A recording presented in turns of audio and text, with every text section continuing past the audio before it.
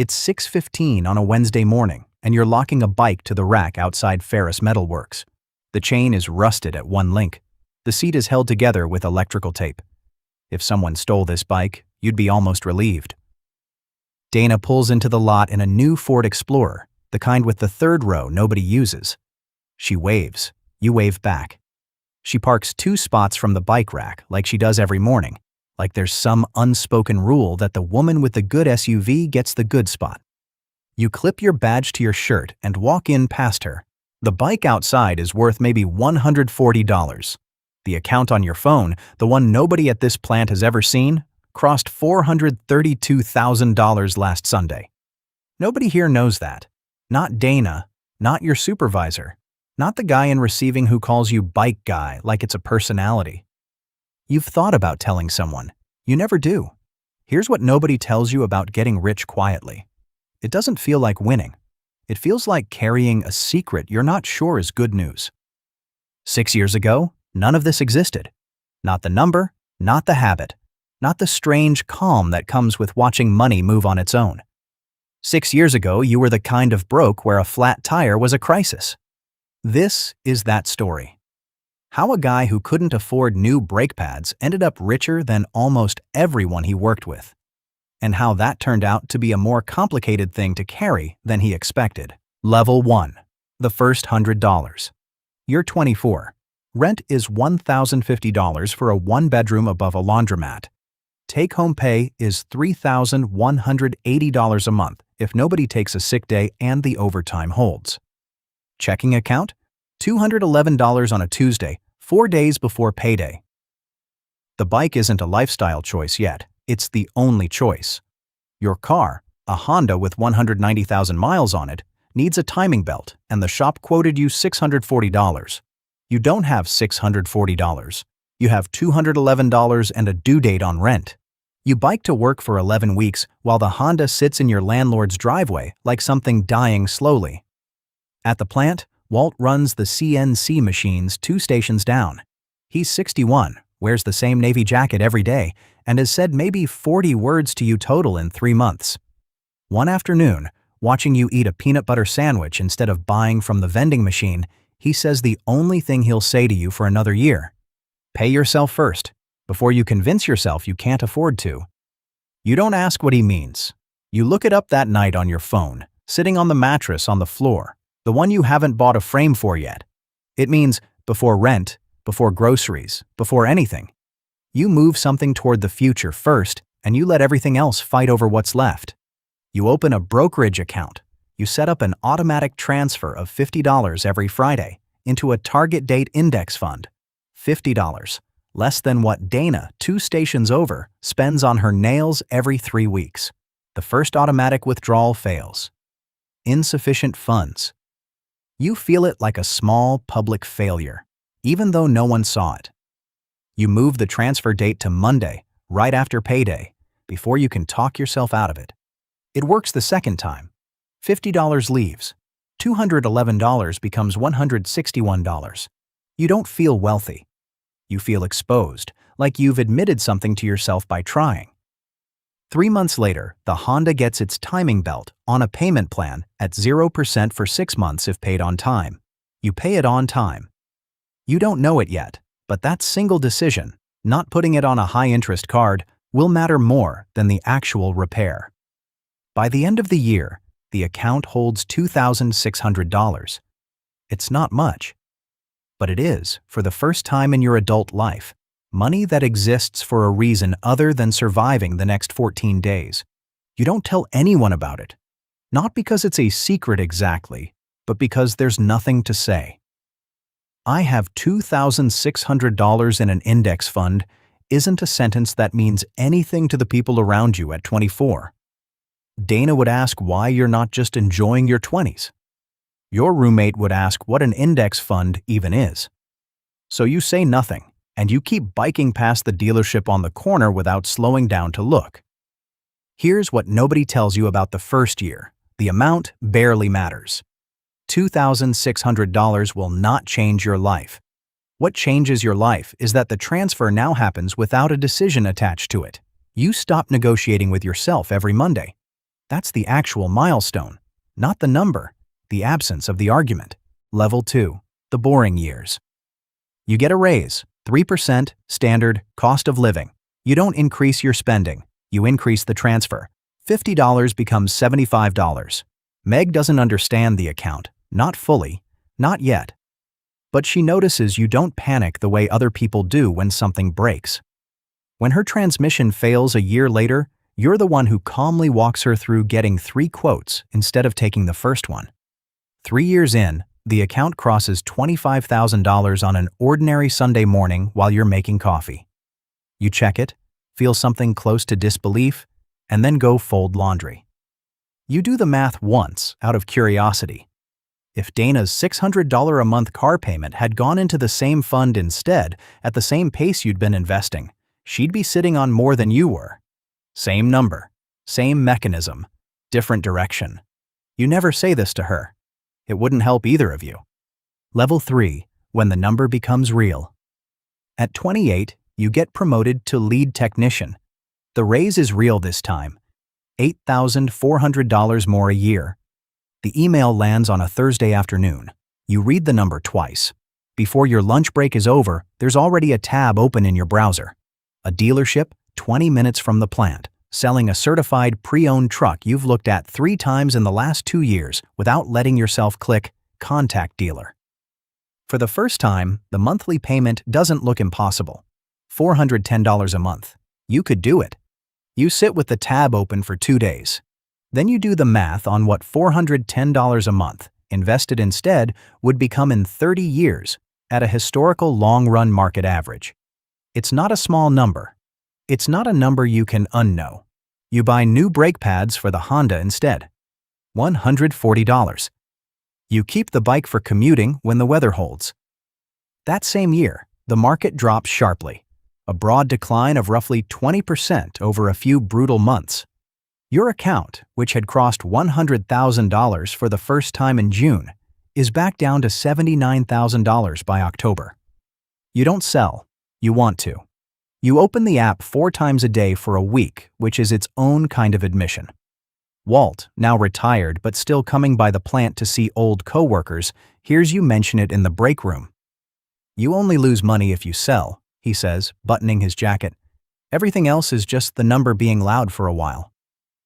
You leave the transfer running. $75 a week, then $100, keeps going in while the market is down, buying more shares for less money without you having to think about it. By the following spring, the account recovers, then passes its old high. It crosses $121,000 on a random Tuesday you don't even remember afterward. Somewhere in that year, without a specific moment you can point to, the panic response starts to change. A $600 number used to ruin your week.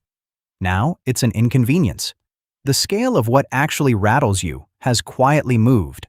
That fall, the Honda finally dies for good. A cracked engine block, not worth fixing. You buy a 5-year-old sedan with 61,000 miles on it, paying $14,300 in cash, and you feel almost nothing doing it.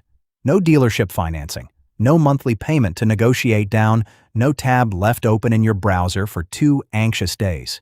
You still keep the bike. It's not a financial decision anymore. You've just started to like the ride. Level 4. The crossover. You're 31. Meg, now your wife, gets a bill from an oral surgeon. $2,150 for a wisdom tooth extraction their insurance mostly declines to cover. 2 years ago, this would have meant a payment plan and a stretch of tight months. Now you transfer it from a high-yield savings account you keep separate from the investments, and you don't feel your stomach drop when you do it. That night, you sit down and actually run the numbers, all the way through, for the first time. Your investment accounts returned just under $34,000 last year, between growth and reinvested dividends. Your salary, after the last raise, is $71,000. The gap between what your money made and what you made at work has never been this small. This is the part that's hard to explain to anyone who hasn't lived it. Your labor is still the biggest number on the page, but it's no longer the only number doing real work. Somewhere in the last 7 years, without a ceremony or an announcement, your money started having a job too. Priya, from quality control, drives a leased Audi and lives in a two-bedroom condo downtown with a view of the river. Everyone assumes she's doing better than you are, better than most people at the plant. You've seen her car payment, mentioned once in passing, $640 a month, plus insurance that runs closer to $200. Her condo runs $2,400. She's not doing anything unusual. She's doing what looks, from the outside, like success. You don't know her full financial picture, and you don't ask, but you notice that when her hours got cut for 2 months during a slow quarter, she picked up a second part-time job within the week. You never had to.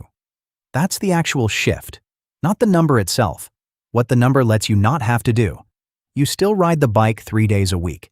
You still eat the same lunch. Nobody at Ferris has any reason to think your life looks any different than it did 5 years ago. On paper, at work, nothing about you has changed. There's a Saturday that fall when the plant's HVAC contractor, doing a favor for a coworker, quotes Meg's parents $11,000 to replace their furnace before winter. Her parents don't have it, not comfortably. You and Meg cover it without discussion, the way you'd have covered a $40 pizza a decade earlier. Her father tries to write you a check for half. You tell him the furnace was a wedding gift, 4 years late. He laughs, uncertain whether you're joking. You're not really, but you let him think you are, because that's easier for both of you than the actual arithmetic. Underneath it, everything has changed. Level 5. When work becomes optional. At 34, your supervisor offers you a shift lead promotion that comes with a $6,000 raise and a mandatory move to third shift, permanently, no exceptions. 2 years ago, you'd have taken it without thinking. The number would have been the whole decision. Instead, you ask for a week to consider it, run your numbers, and turn it down. Not because you can't use the money, because your accounts, combined, have crossed $780,000, and the calculation that used to be simple, more money always wins, isn't simple anymore. Third shift would cost you evenings with Meg, mornings with the two of you still asleep at the same time, a version of your life you're not willing to trade for a raise you don't structurally need. Your supervisor doesn't understand the refusal. Neither does Dana, who overhears about it and asks, not unkindly, if everything's okay. Everything's fine, you tell her. It's the truth, but it's not the whole truth, and you both feel that. That winter, your mother's roof starts leaking into the upstairs hallway. The repair quote comes in at $8,200. You pay for it outright, transfer it the same afternoon, and don't mention the amount to anyone in the family. Your brother offers to pay you back over time. You tell him not to worry about it, and you mean it, not as a generous gesture you're proud of, but as something that simply doesn't move the needle for you the way it would have a decade earlier. You notice the language shifting in your own head. You don't have to take the overtime shift. You don't have to stay at a job with a manager who takes credit for your fixes. You choose to, some weeks, because the work itself is fine and the routine suits you. But the word have has quietly been replaced by choose. And that replacement turns out to be the actual definition of the freedom you spent 9 years building toward. The bike is still parked outside every morning. You could buy the dealership at this point and pay cash. You don't want to. It stopped being about what you couldn't afford a long time ago. Level 6. The part nobody warned you about. Nobody tells you that being quietly rich is lonelier than being visibly broke. You cross $1.3 million the same month your childhood friend Marcus, who's been struggling since his contracting business slowed down, asks to borrow $3,000 to cover a gap before a job pays out. You have it. You don't blink at having it. What you blink at is the conversation that follows, the careful math you do in your head about whether lending it changes the relationship, whether he'll ever mention it again, whether you'll resent him if he doesn't pay it back on schedule, even though the number means almost nothing to you now. You lend it. He pays half back over 4 months and goes quiet about the rest. You never bring it up. Something between you shifts anyway, small and permanent, the way a hairline crack changes a windshield even before it spreads. Meg is the only person who knows the real numbers, and even that took years to feel normal instead of exposing. You've never told your parents the full picture. You've never told Dana or Priya or Walt, who's still the one person whose sentence started all of it. Part of you wants to. Part of you is afraid of what changes the second people know. The requests, the assumptions, the way money makes people perform differently around you, whether they mean to or not. There's a specific kind of fear that shows up around $1 million that never showed up around $10,000. At $10,000, losing it would hurt. At $1.3 million, losing it would be a different kind of life, and some nights you catch yourself running downside scenarios that have nothing to do with anything actually happening. Just the mind's way of guarding something it's not used to holding. You realize, somewhere in your mid-30s, that the number stopped being the goal a long time ago and quietly became a responsibility instead. You thought freedom would feel loud. It's closer to silence, the specific silence of a Tuesday morning where nothing is wrong, nothing needs fixing, and you still get up at 6:15 out of habit rather than necessity. You start noticing small things you never used to track. How a conversation changes shape the moment someone finds out you did well with investing. How people who ask casual questions about your finances are almost never asking casually. How easy it would be to let the number become the whole personality if you let it. You don't. You still show up at 6:15. You still bring the same lunch. But you carry a private awareness now that most of the people around you are one unexpected bill away from a crisis you could solve without noticing, and you've stopped mentioning that gap out loud because saying it never once made anyone feel better. Richer than everyone around you was supposed to be the ending of the story. It turns out to be the part where a different, quieter story starts. It's 6:15 on a Wednesday morning again, 9 years after the first one. You're locking the same bike, new tires, same frame, to the same rack outside Ferris Metal Works. Dana still parks 2 spots over. Different SUV now, same habit. She waves. You wave back. The coffee in the break room still costs the same 75 cents it did the year Walt told you to pay yourself first. The plant looks exactly like it did the morning your account held $211 and a flat tire felt like a crisis. Nothing about the outside of this has changed. You clip your badge on. Somewhere behind you, the bike sits chained to the same rack, worth maybe $180 now with the new tires. The accounts nobody here has ever seen crossed $1.4 million last week. You think about Walt's sentence, the one that started all of it, the one he probably doesn't remember saying. You think about the timing belt you couldn't afford, and the Audi payment you never made, and the roof you paid for without a second thought, and Marcus's $1,500 you'll never mention again. The math changed a long time ago. What you didn't expect was everything else it would quietly change along with it. Who you tell things to, what you worry about at 2 a.m., how it feels to be the richest person in a room where nobody knows it. You still don't know if you'd do it differently. You just know the version of you locking up a $140 bike 9 years ago couldn't have imagined this version, standing in the same spot, carrying a number that big, and a silence that heavy at the same time. And if this story made you think about the difference between looking wealthy and actually being wealthy, hit the like button and subscribe for more stories like this one. And I'm curious, would you rather build wealth quietly, the way this story did, or be open about it with the people around you? Let me know in the comments. Thanks for watching, and I'll see you in the next video.